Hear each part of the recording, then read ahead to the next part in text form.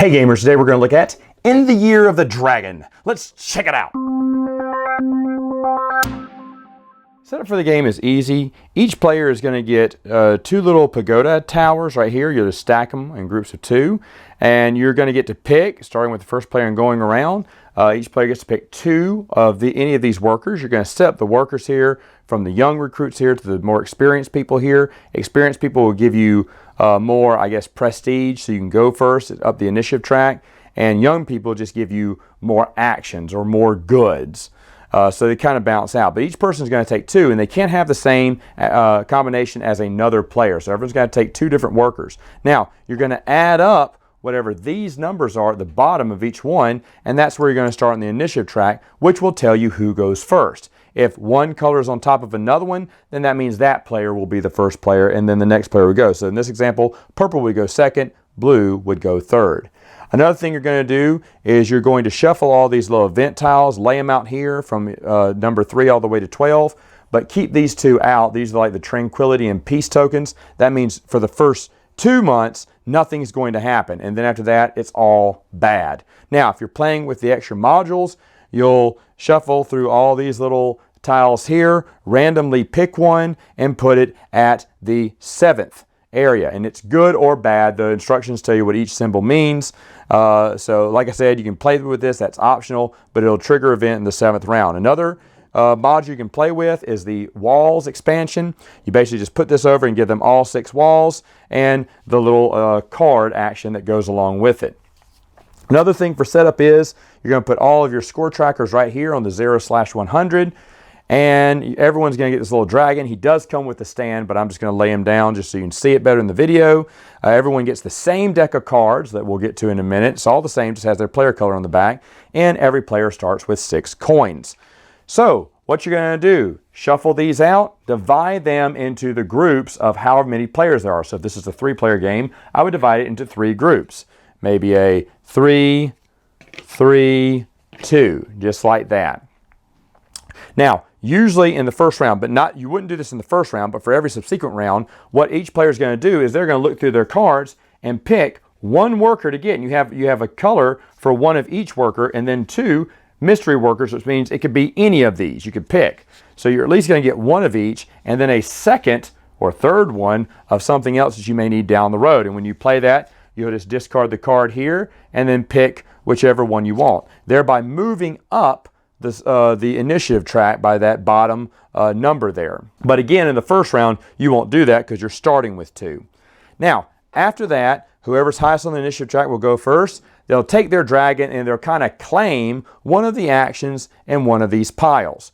Now, once they do that, no one else can go there unless they pay 3 coin. Then they can take one of the actions in that group or the same action that red took earlier. And if blue went, it'd still be 3 coins because someone else is there.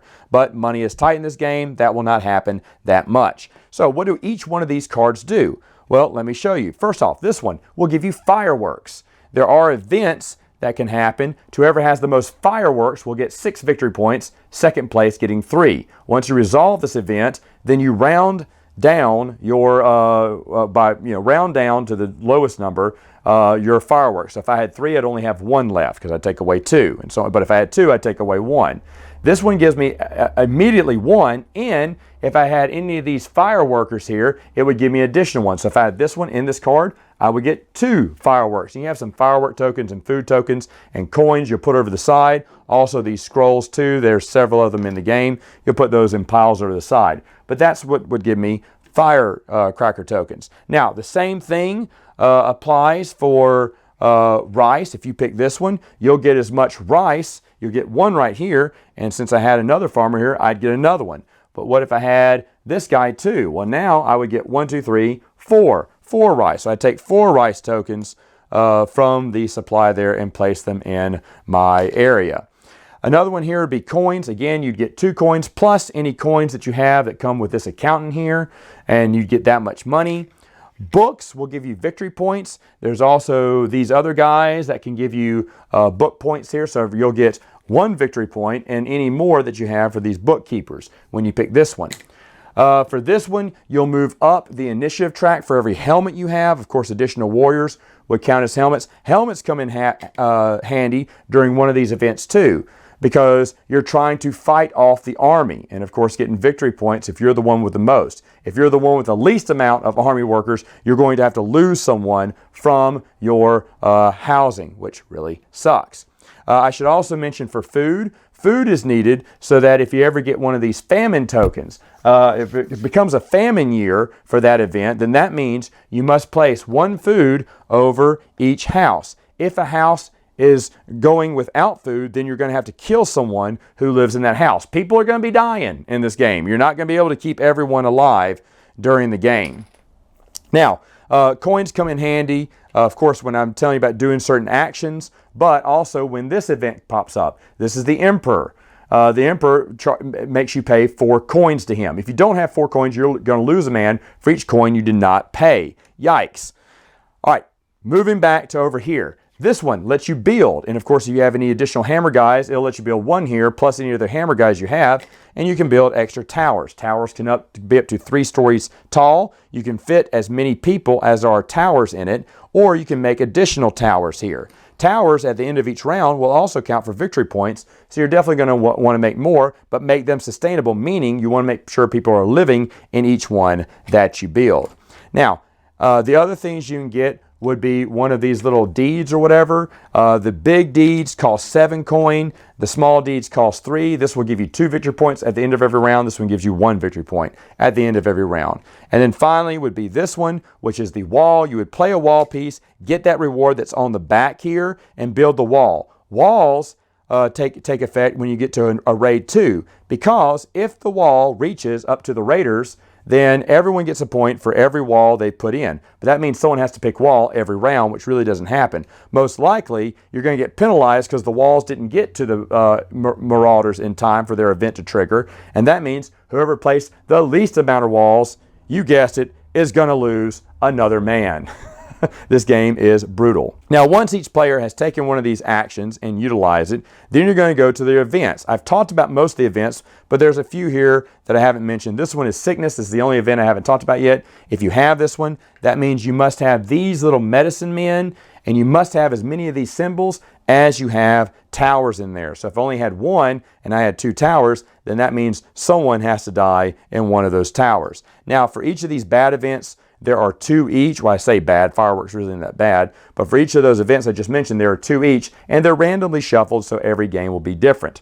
Again, you're playing cards. Not after the first round, you're playing a card each round, because there's 11 cards here, and so you'll always be getting someone new, replacing people who have died, or building on to your, I guess, little city here. At the end of a round, once you've resolved an event, whether it's peacetime or whatnot, then you're going to add up your victory points.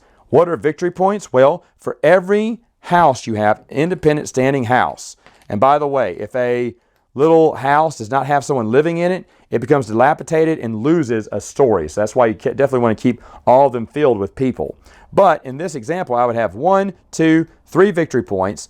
I would also get victory points for any of these fan dancers I'd have. So that'd be another victory point I'd get. And if I had any of these scrolls, I'd also get victory points that round. So you get those victory points and then start over again. All the players go back, play one of these cards, grab one of the people, adjust their, the prestige here to see who's going first, and then start again by picking one of the events, picking one of the action cards, and then resolving one of the events. Now, once the 12th round is over, you're going to add up all your victory points once again, which would be the leftover cities. You'll get 2 victory points for every person who made it through alive. Of course, you'll add these up one more time. You will add, of course, the fan ladies up. And another thing that you're going to do is add up any Buddha monks and multiply their little monk symbols, as you see on the side there, by the number of stories that they have. So if these 2 monks, let's say, lived here, that would be 3 times 2, which would be an additional 6 points. And of course, whoever has the most points wins. Final thoughts. What do I think about the game? Well, I've been looking at this game for a long time, like a lot of the games I eventually get. This is the first game I got of this year. I know I've reviewed games this year, but this is the first one I got for 2023. Amazon will put this on sale for about 25 bucks every once in a while. It is the 10-year anniversary edition, which gives you the 2 extra modules, which I would play with. I don't mind them. I think they're good. The reason why I held off on this game for so long is because I hated how people were always dying. It seemed like you were always losing. The game keeps punching you in the face, I thought. And I don't like games that punch you in the face. But I soon realized a brilliant strategy is that's not the point.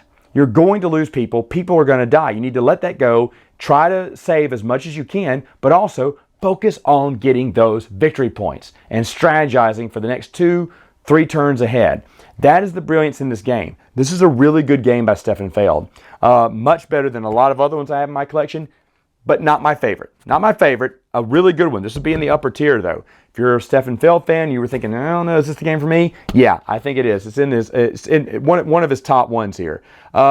This game will get some gameplay from me. Every time I played it now, I played it with a different group, which is why I probably won. People just can't get over the fact they feel like they have to save everyone. And because of that, they pass up victory points that gives me the victory. I'm sure if I played a second time with any of those people, they'll get into it and they'll really start scoring points, even though the games haven't been that far off balance. But I do love that about the game. You have to be willing to sacrifice people at the right time, the right type of people to maximize the victory points for each round. Good one by Stefan Feld. All right, gamers, that's it for now. Until next time, you know what to do. Game on!